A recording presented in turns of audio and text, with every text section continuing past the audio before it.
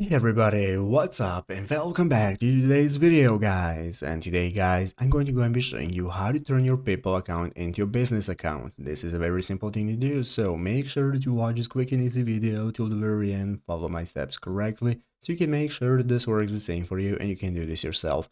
But yeah guys, let's get straight into it. So first things first, we're going to go and be opening up the official PayPal website right here, paypal.com if you're not already. So after opening up the official PayPal website, we can get started with logging in the upper right corner. You're going to go and be able to see the login button. You want to log into your account that you want to turn into your business account. If you're just creating a new account, you can go and select that you want to make it a business account, and then you can just normally create your account and select all the business info that you want to add to it. But if you already have an account that you want to turn into your business account, it's easy. Basically, after logging in, you'll be greeted by this home page right here, which is our main page where we can take a look at our PayPal balance, our recent activity, we can send request money, and so on. And what we want to do is open up our settings. So in the settings option right here, you're going to click on the settings option. That's going to open up this new settings menu. In the settings menu, you'll be able to take a look at all your info, such as your account settings, security settings, data and privacy, and basically that's what you can use. So in the account settings right here and in your seller tools, you're going to have the option to turn your account into your business account. You can open up your account settings and your seller tools to take a look at all the options that you have and that you'll be able to use with your business account. So what you can do is click the button that's going to say switch to business account,